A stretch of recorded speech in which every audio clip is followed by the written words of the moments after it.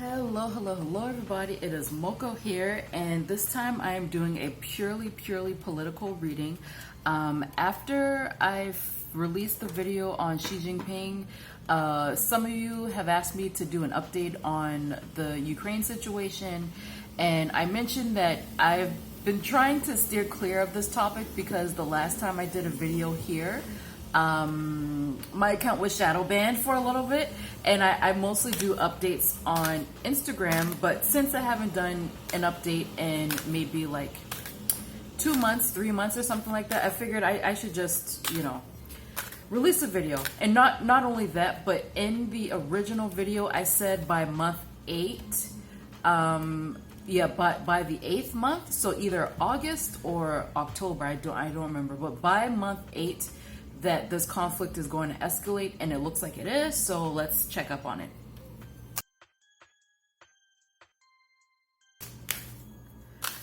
Okay, first, now I pick up on Mr. Putin pretty well. Let's look at Putin. Let's see, how's he doing in general? What does he think of the conflict right now? Well, that's what he thinks of the conflict.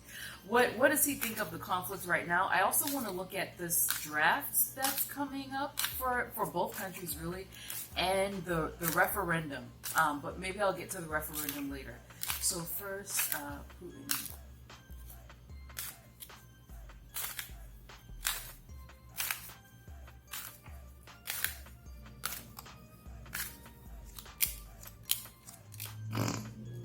He always feels great. Him and Trump, they always have. I don't know. Actually, hold on. Let me fix this camera. Hold on.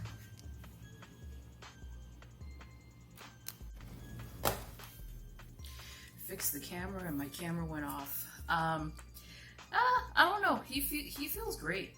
He feels absolutely great. He feels busy though. I feel like he is not. Whenever he films videos or whatever, I feel like most of them are pre-recorded. He's not actually there. He's actually doing a lot behind the scenes. So it's like he records things from different locations. He's jumping from one location to the next, so nobody will catch him. He's not actually wherever he is at the time that he says that he's there. I feel like that should be common sense, but whatever.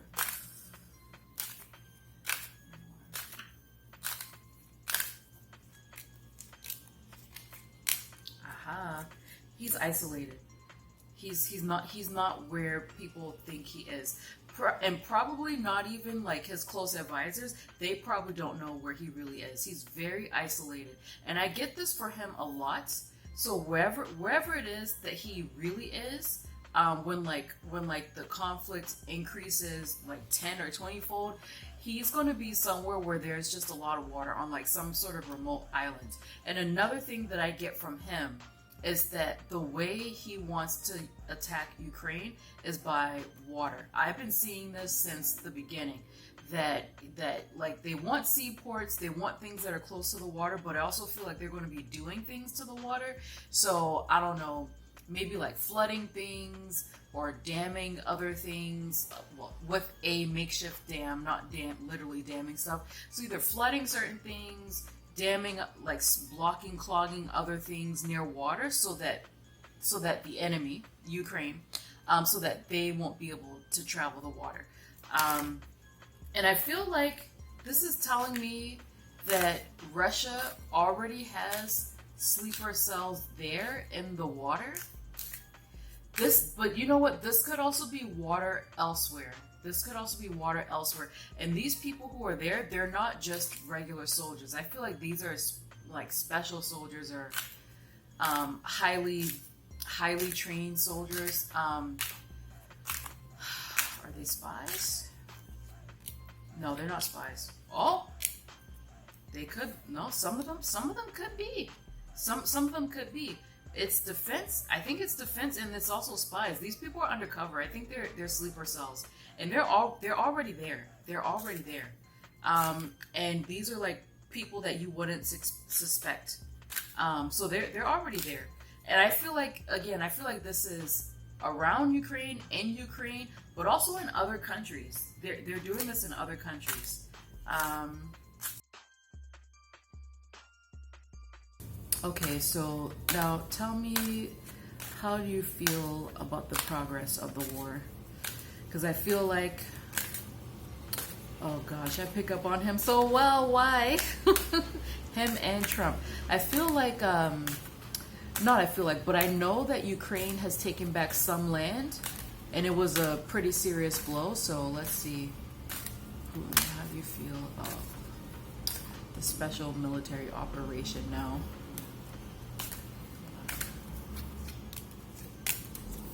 It's going good for him. I mean, he according to whatever plan he has, Russia has, he's like, it's going great for us. And whatever plan that we think is here is not really what it is, because it looks like his actual plan, it's still kept under wraps.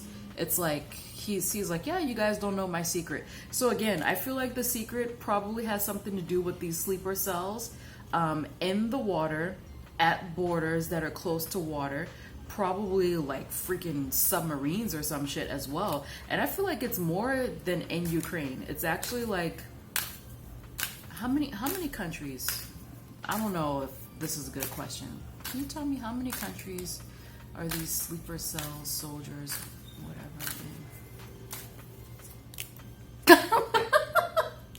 Yo, he said, bitch, all over the fucking world.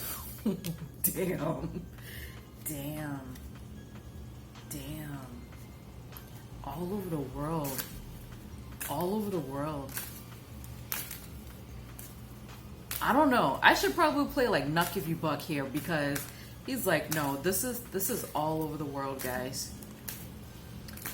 I pick up really well on him. I don't know why. I don't know why. So let's move on.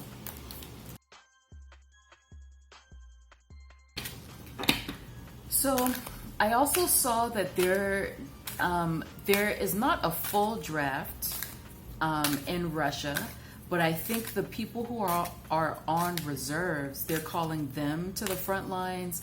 Something like at least 100,000 folks going to get trained, and they're saying that these are specialized people, whatever that means. So I want to see what will, like, are these people who are being drafted, are they like, I mean, obviously they're important, you know, they're human as well, even though they're on the so-called enemy side. I'm American, by the way, if you guys didn't know.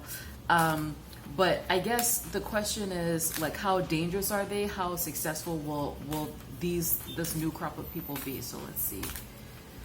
Tell me about this draft on the reserves.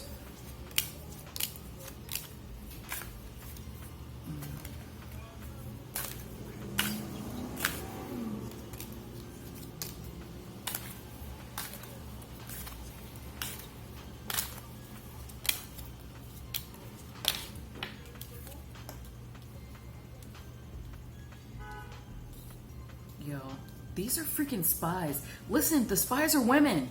The spies are women. I saw that earlier. They're freaking women. It's not men.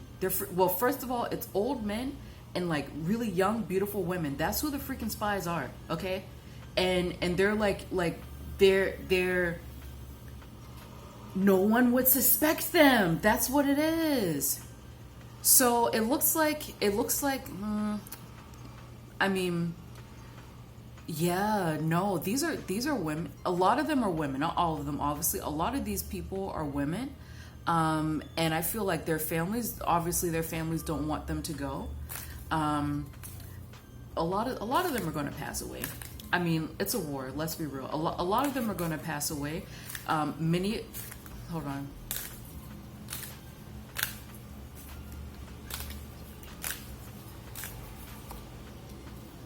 No, they want to fight. Their families don't want them to go. And it makes sense, especially if a lot of these people are actually women. It makes sense, because this is one of the cards of family, but this is also like a long-term relationship. So these people, their partners don't want them to go, but no, some of them actually want to fight. Like in their minds, even though they're fighting, they're killing, in their minds, they're bringing peace because they're just like, we just want to put a stop to this. And I asked, what are their specialties? They're spies. They're spies. Actually, let me put this up. These are spies. That's their specialty. They're spies. Very beautiful women, spies. You would never suspect them. Obviously, not all of them are women, but when I asked about the specialty, they're freaking spies. They're spies. And I asked, like, if they would do damage, I guess, to Ukraine. I'm not sure if these people are all going to Ukraine. This is the thing. I don't think they're all going to Ukraine. I think they're going to be sent elsewhere. Not all of them, but probably a majority of them are going to be sent to different locations. Some of them are going to defect. Let's get more here. Oh, these fell out. No, they're going to different locations. These people, these specialists that they're drafting, they're going to different locations. They're not all going to Ukraine. Huh. They're not all going to Ukraine. This is giving me like distraction tease. Because I read the translation and Putin says something like, this is not a bluff. This is like, it's not a bluff, but it's like these people are not going where NATO, Europe, America, where we think that they're going. They're not going where we think they're going.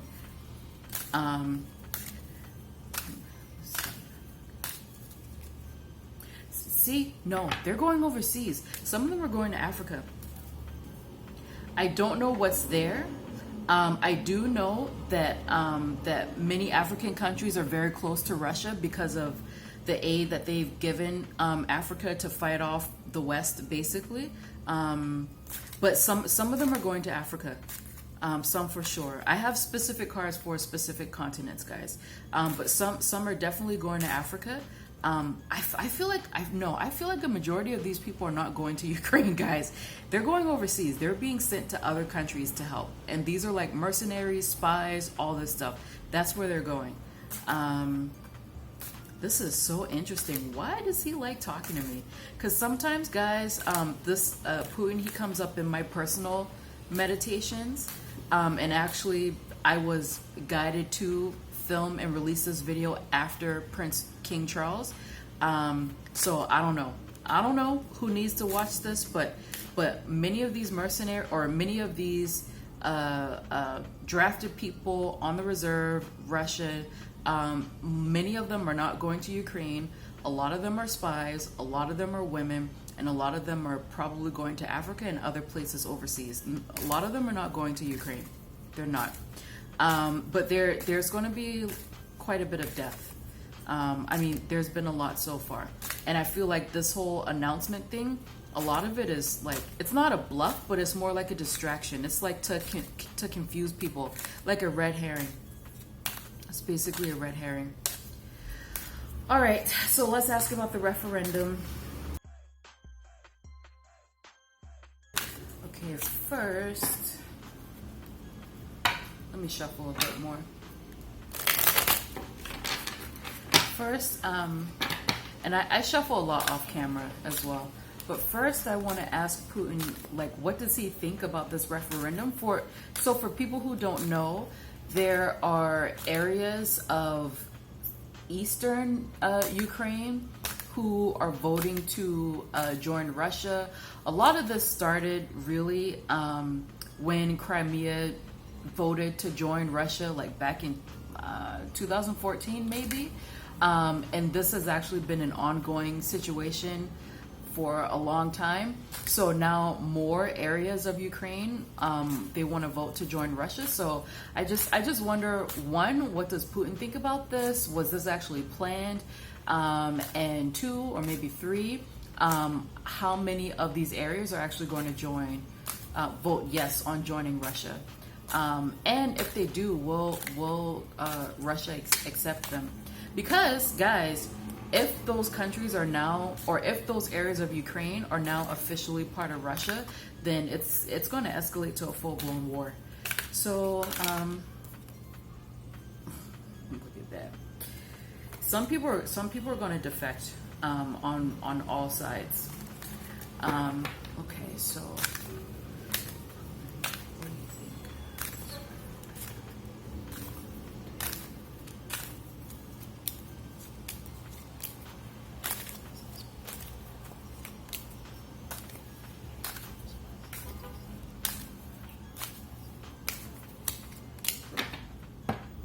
Here he goes.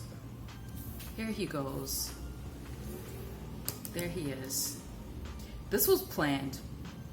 It was planned. It absolutely was planned. This is not an accident. Let me get some water. This was planned, people. This is Putin. This is Mother Russia, and this is them going. Moving back. And here, see again, here's the water. And I asked if it was planned. This is giving me yes. And this looks like this was a plan long in the making. Long in the making. He already spoke to these people about joining Russia behind the scenes. He already did. And what I mean by long in the making, I mean years, not months.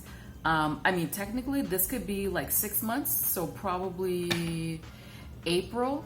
But I feel like years and years ago, they already had the idea to rejoin Russia, or Putin already spoke to leaders of these areas and say, hey, you know, Crimea did it, why don't you guys? But definitely 2 months after boots were on the ground in Ukraine, so February, March, late April, he's already spoken to these people. He already did. He was like, listen, at a certain point, start a referendum to join Russia. It was planned for sure. And I asked, is he going to accept these people? He's going to vet them, and I think there'll probably be some time. So it won't be like right away. Like if they say yes, we want to join Russia, it won't be automatic. He's going to take some time, and I think he wants to see where other countries stand. So like the West, the NATO countries, where do they stand on this? How are they reacting to this? But then eventually, yes, he is. Yes, he is. So let's see how many people will actually join. Hold on. All right, so the referendum. So there are four regions that are going to vote to join Russia. I'm filming this on September 22nd, and they said that they're going to vote from the 23rd to the 27th. So let's just see what's on their mind right now. And you know, things can change, obviously, depending on what NATO / the US does. So first I want to ask, okay, so the regions are, oh gosh, I'm going to butcher this. So Kherson, Zaporizhia, Donetsk, and Luhansk, I think. So it's a referendum. I want to ask, how do these people feel about joining Russia, and will they vote yes to join Russia? Actually, no. Let's say, will they join Russia? Let's just leave it at that. Irrespective of how they vote, will they join Russia? Because asking how they're going to vote, that's going to be too much for one card.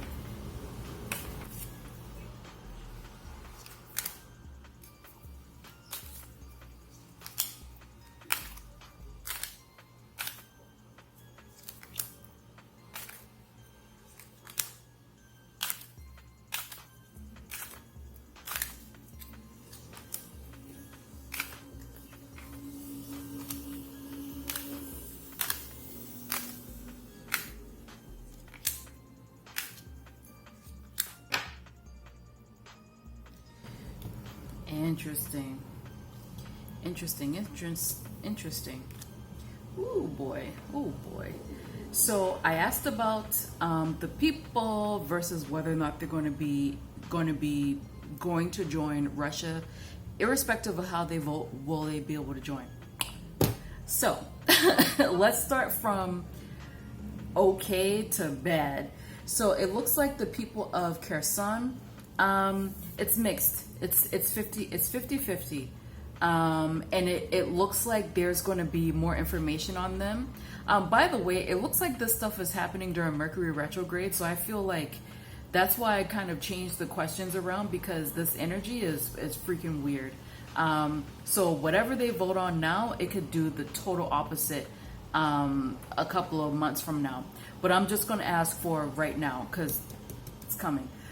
So the people of Kherson, it's mixed. It's actually split down the middle, 50-50. And whether or not they're going to join Russia, this looks like a yes, but it looks like at a later date. So whatever they vote for now, I feel like it may not hold up. And then later on, there's probably going to be a different referendum, and that's when they'll most likely join. The people of Zaporizhia, it's okay. It's okay. Yeah, it looks like they're actually relatively friendly with Russia. They're willing to work something out with them, so maybe not joining them. So when I asked if they're going to join them, this is like a hell the fuck no. So it looks like they may not join them 100%, but it's going to be friendly. It won't be like, you know, we hate Russia, we don't want to work with them. It's going to be like a friendly, mutual beneficial deal. And I feel like this place, there's going to be a lot of fighting here. So I feel like if they join Russia, it's going to escalate into a war, and then that's when NATO is really going to bomb the hell out of this region. And then Donetsk, I feel like this area is linked with Russia no matter what. And whether or not they join, so this moon here, it kind of looks like a no, but again, I feel like this is going to be some weird Mercury retrograde energy where it's a little bit too murky right now, but it looks like this looks more like an eventual yes. It's just nobody knows when it's going to happen, and the fate of this area is still up in the air, so nothing's been decided, especially for this area. Luhansk, I think. They're like, first of all, they're like, we don't want any part of this shit. We don't want any part of this shit. And when it comes to actually joining them, this is more like, so again, this is more like a no, but it's kind of like a tentative no. It's like later on.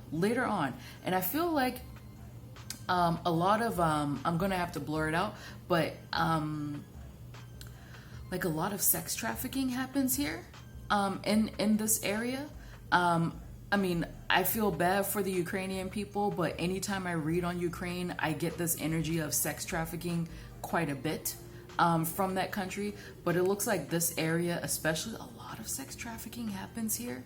And I feel like if they joined Russia, actually, let me pull more cards. Luhansk.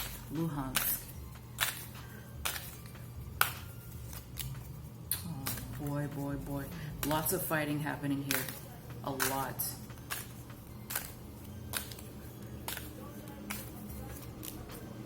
No. They're joining Russia eventually. This is where a lot of the fighting is going to happen. Here and Zaporizhia. This is where a lot of the fighting is going to happen. I feel like a lot of it is going to happen in Luhansk.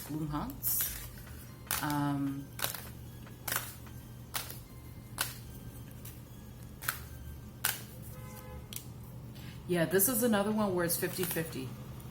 Like, it's almost like the people feel like they're screwed either way. It doesn't matter who they join, they're going to be screwed. And I feel like a lot of them know that a lot of the fighting is going to happen here. Yes, there's sex trafficking, guys. This is like, hold on. This is like my penis card. My penis card here. I asked directly sex trafficking. They're like, yes, absolutely, a lot that's going on here.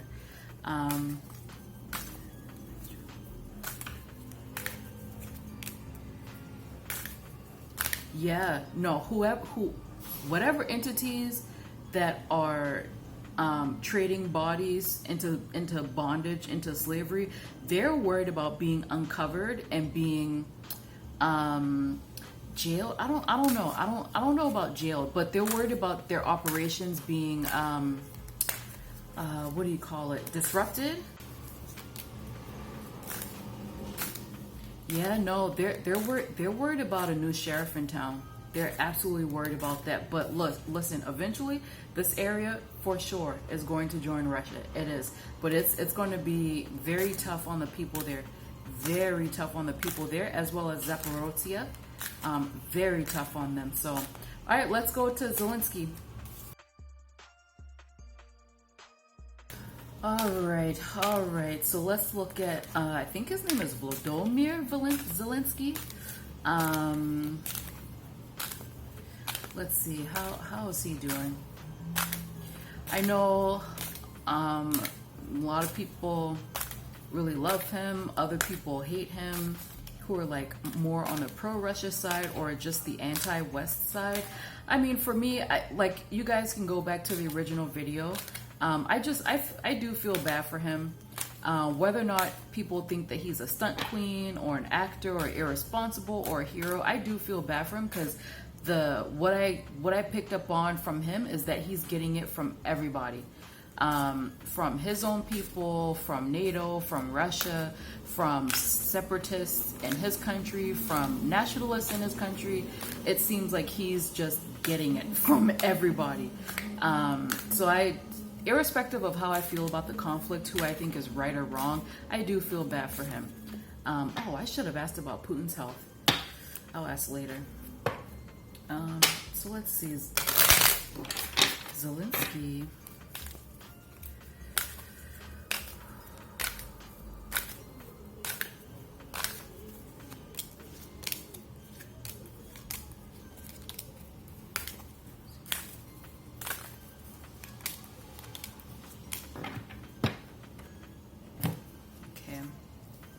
He feels great too. So Zelenskyy feels fine. Okay, maybe I shouldn't feel bad for his ass. He feels fine. He's getting a lot of money, and I feel like this isn't just like this isn't like money to fund weapons, but personally, he's getting a lot of money. He's getting a lot of. He actually, strangely enough, he kind of feels good about this war. Let me ask.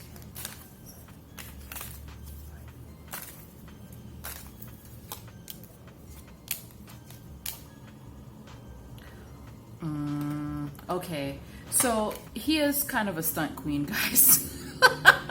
He is kind of a stunt queen. The reason why he feels kind of happy about this war is because of the public attention that he's getting all over the world. Unfortunately, I know some of you guys are going to be pissed off that I'm saying this, but I just, listen. I already told you guys that I feel bad for him. Now I'm like, maybe I shouldn't, because he feels great. I mean, his cards are much better than they were at the beginning. At the beginning, he was scared shitless. He was getting it from everybody. But now, money, happiness, fame, success, women. he feels great. And I asked him how does he feel about the war. I think body-wise, he's very tired. He feels beaten up within his body, and I do feel that. Oh, hold on. I do feel that he is mourning the dead. He actually does feel bad about that. But listen. He's speaking to generals about a potential sneak attack. He's trying to get information. He feels great. The feeling I get here though is that his energy is so open, and it's so positive. Like, he doesn't have this, like, the secretive energy that Putin has. Like, this Seven of Swords, it's secretive, it's deceptive, it is. This is someone who's hiding things. And coupled here with the Magician, this is somebody who's manipulating stuff. But Putin has a very strong secretive energy. This one, it's like this is kind of him. And he's sort of like asking kind of basic questions. That's how it's coming across to me. but he definitely wants to become more strategic. He wants to, like, this is also my big time war card. So they, like, everybody in this game knows that it's about to get real. So everything that they've been experiencing so far is, and I don't mean to downplay anything, but it's nothing compared to what's happening, what's going to come next from both sides. Because here it looks like Zelenskyy, he's just like, yeah, knuck if you buck, bitch. Like he really wants to know information to get in there, to devise plans, to be kind of like deceptive, really strategic and manipulative with their future maneuvers. So let's see. I mean, it's a good thing. It's a good thing that he feels great. He's probably celebrating the land that Ukraine won back from Russia as well. So that's also another reason why he would feel great. But bodily, no, he's really beaten up. He's not. This is not for him. He's definitely a celebrity. This is not for him.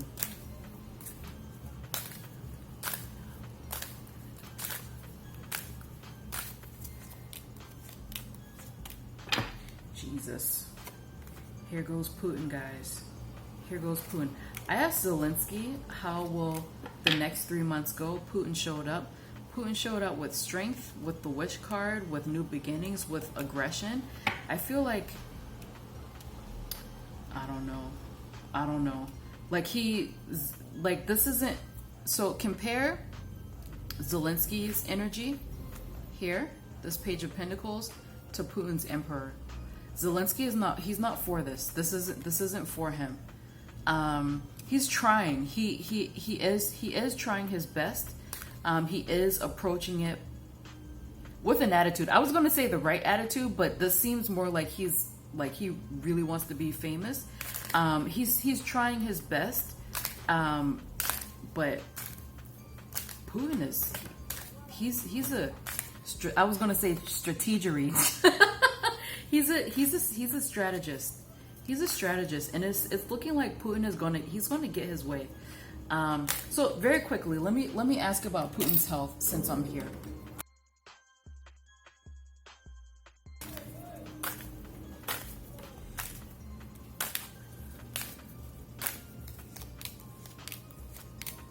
Uh-oh. He's got nerve pain.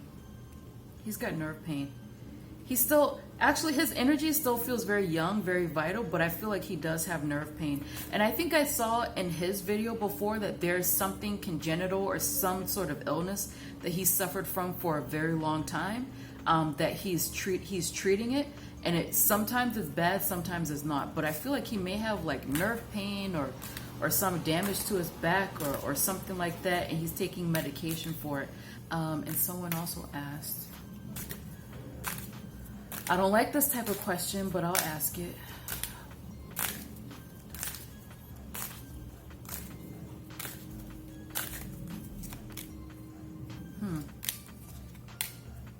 Yeah, someone in the comments on my Xi Jinping video, they said that other psychics saw him passing away next spring. I asked it bluntly, and I mean, it's possible he could like there's some nerve pain or something, like he could have a flare-up of that, but I feel like he's gonna be around for a while longer than that.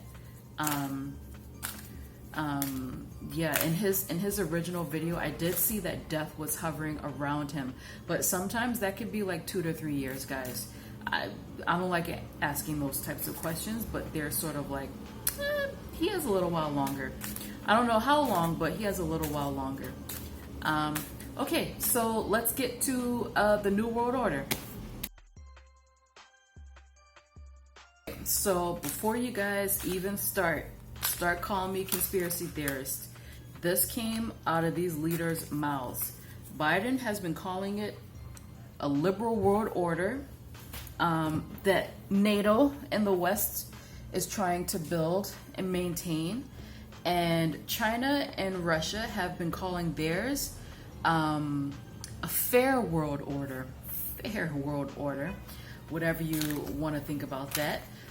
So for the past few months, they've been actually saying it out of their mind, out of their mouths, that they're trying to reconstruct the world in their own vision.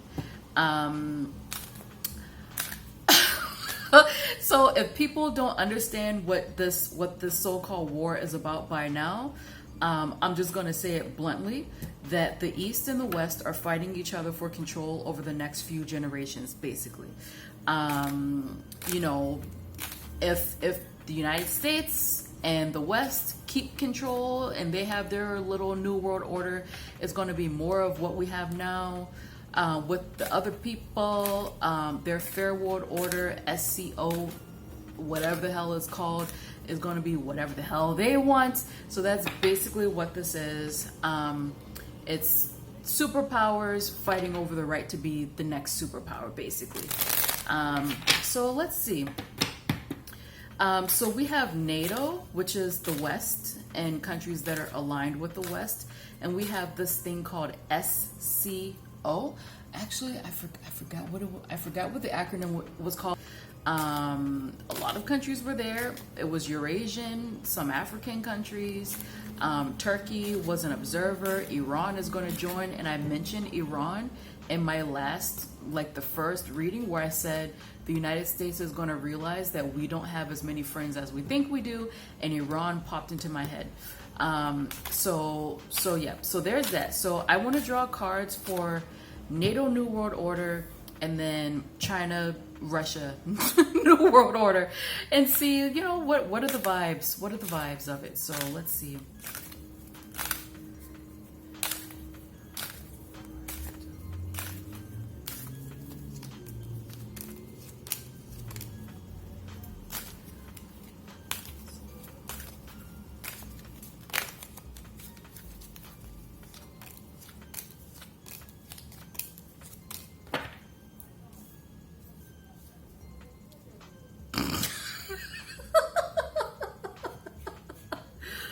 Oh my gosh. Damn. So, I'm, yeah, quite shocked at this energy. So, I mean, here's NATO. This is NATO, the West allies, and it's not bad. It's just very dry. And clearly they're trying to hold on to control. And here's a lot of death here, which, you know, we already know.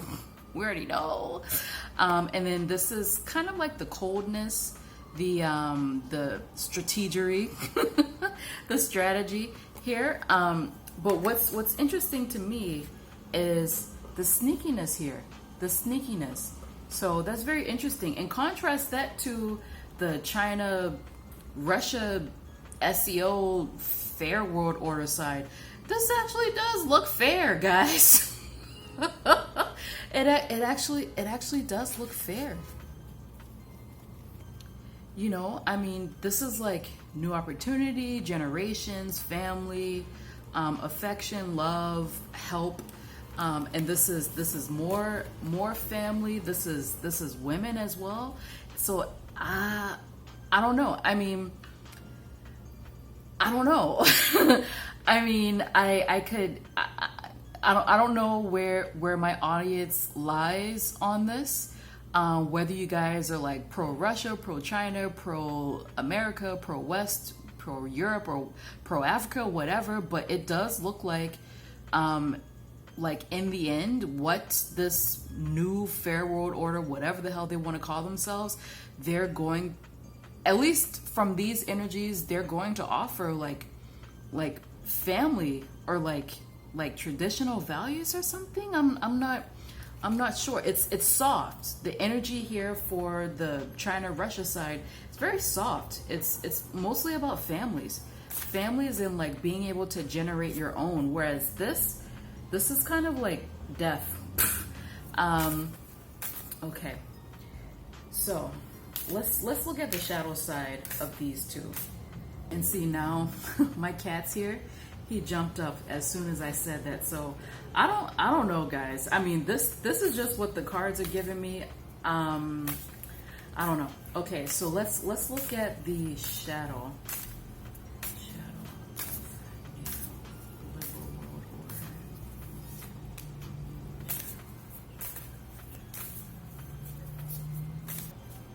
Actually, two fell out. So again, here, four of Pentacles here for NATO, Western World Order. Four of Pentacles. They're trying to hold on, basically. They're trying to hold on to control, and sometimes this energy can be too controlling, too possessive. They're trying to hold on, and there's something here about money. Whereas when I asked about the China-Russia fair world order, first eight of Wands came out, so I feel like the wind is blowing at their backs. It's blowing towards them, and then Nine of Cups fell out. So it's like wish fulfillment. So listen, guys, I don't know. Maybe this is like a warning for some people who are very much wanting to hold on to what we have now, that, you know, maybe the East has something to teach us, because this is wish fulfillment. This is changes coming into the wind. These are like new ideas. So it looks like, according to my cards, you know, China, Russia, like, when they say fair world order, I feel like they mean that they want things to be more fair. That's kind of what it looks like. It's very interesting, very, very interesting.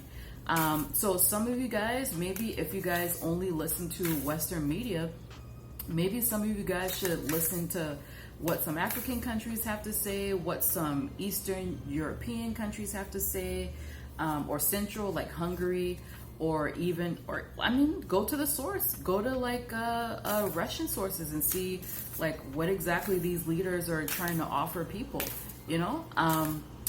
This is very interesting. I did not expect that. I will say that, you know. So I don't know. Take that as you will. If you have any extra questions, the next time I have a live, I will answer more questions there. I'll answer more controversial questions there. I don't want my channel to be shadow banned again, okay? I'm trying to get monetized. But yeah, so if you have any extra questions, feel free to hop on my IG live the next time I have one. And I'll see you guys next week. I will be doing Kate Middleton and what's his name? Prince William. All right, bye guys. If you would like a personal reading from me, then please go to my website at www.tarotbymoko.com and click on the Book a Reading button from the homepage. From there, you will be redirected to my shop, which includes categories for career, future forecasts, general inquiries, love and relationships, personal growth, as well as options for expedited delivery. I have a spread for almost every occasion, but of course, love and relationships is the most popular, with readings for your future partner, no contact, will you ever find love, how does your crush feel, as well as sugar daddies. And if you do not feel comfortable purchasing from my website, then you can find me on Etsy under the same name, Tarot by Moko, where I have the same exact readings that I have on my website. And for those of you who would like to learn how to read the tarot, then just visit my blog, and there you will find a series called Learn Tarot with Me. There, I will provide definitions for the cards, as well as tips and tricks to help you become more intuitive with your tarot reading. All right, thank you guys so much for checking out my YouTube channel. I hope to see you next week. Bye-bye.